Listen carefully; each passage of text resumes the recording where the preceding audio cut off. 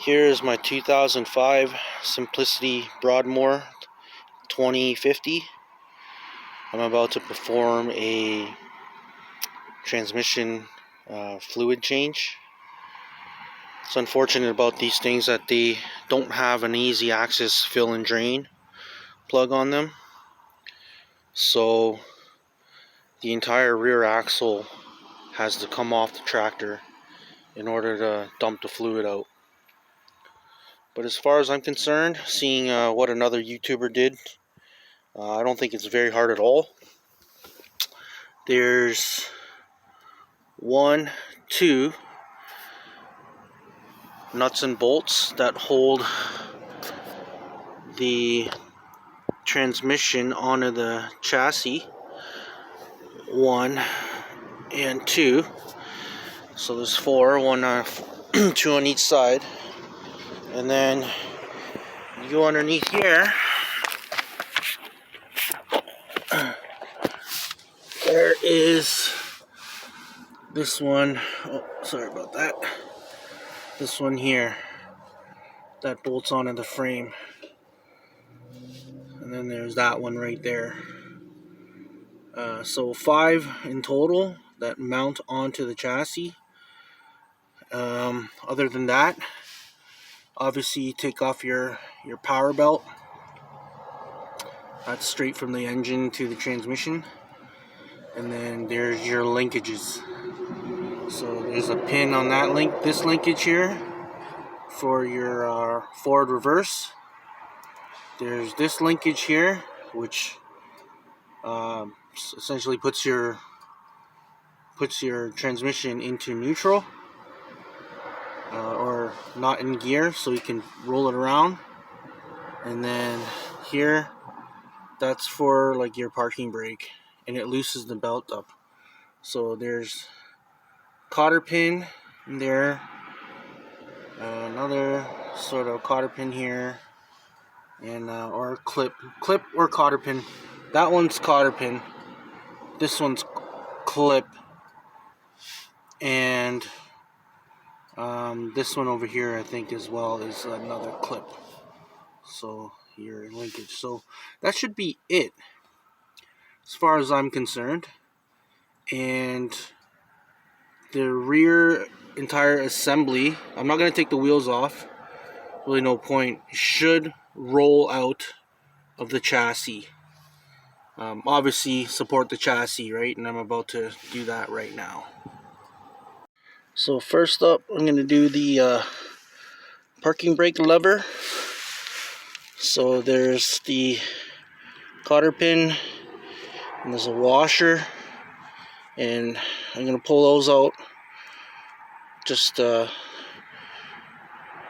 taking a video to make sure that I don't lose any of the pieces, and I know exactly what order they go in. That's how the top looks like. So that's coming out first. And like every good mechanic, just put your loose ends back to where they came from, so you won't lose them, or you don't misplace them all over the place, and then you wonder where they went or how they went. This thing is spring loaded, this bar. There it goes. Focus. So I have to reef on this thing. That's spring, in order to get this guy back into that hole there. No worries. I'll get to that during assembly. Next, I got this lever out. It lived in there like that. That's the neutral or gear disengaged lever. It's currently disengaged or engaged, but I can move that with that lever easily. Again, keep all your pieces where they came from. That way you won't lose them, and you know how they go during the assembly process. So the last pin is the forward and back lever. As you can see, it's got a clip in there with a washer on this side. I'm gonna go ahead and remove that. That's exactly how it looks. Should just pop right off after that. Go ahead and remove that. Okay, so after undoing the 4 mounting bolts and nuts that holds the hydro transmission to the chassis, here we have it, completely separated in half, all for a fluid change. Crazy, eh? Next I'm just going to go ahead and take that off, take the pulley off, take the fan off, and that right there should be the drain and fill. So yeah, absolute bonkers to to drain and fill the transmission fluid. It literally got to rip the whole garden tractor in half. But it is what it is. I'm pretty much there to the drain part, so we keep going. It was quite a pain in the butt to take this guy off. I had to flip the transmission upside down and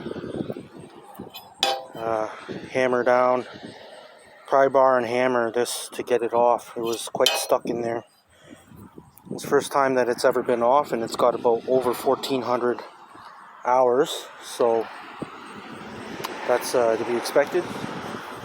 Here it is. I just gave transmission a nice good pressure wash. So grimy. I can't stand working on stuff that's dirty. Just clean it ice. It's all nice and clean, as clean as I could get it. Pressure washed everything down, and it's gonna be time to drain. So that's the drain plug or hole. Drain and fill. So as far as I'm concerned, I think guys just gently kind of like pried this up with something sharp, and there should be a magnet facing vertically, a circle magnet facing vertically up and down in a slot in here. So I'm going to tackle that next. But for the most part, it's looking nice and clean. All for a fluid change. So it's kind of a pain in the butt to take the cap off there, but I did get it off. Some guy said use a putty knife. Oh no, it ain't gonna work. I had an old trusty flathead that kind of busted, but I sharpened it right to a point and just kind of gently pry it underneath here, because it's like a full metal. It's like a full metal piece here. It'll focus. Yeah, but anyways, this thing's like a full metal piece, and it's super flat against there, so you need something really sharp to pry up on it, get it out. Magnet, I cleaned it off, but the magnet was completely caked in metal shavings. Clean that off, and now I'm gonna go ahead and dump it. Got that ready.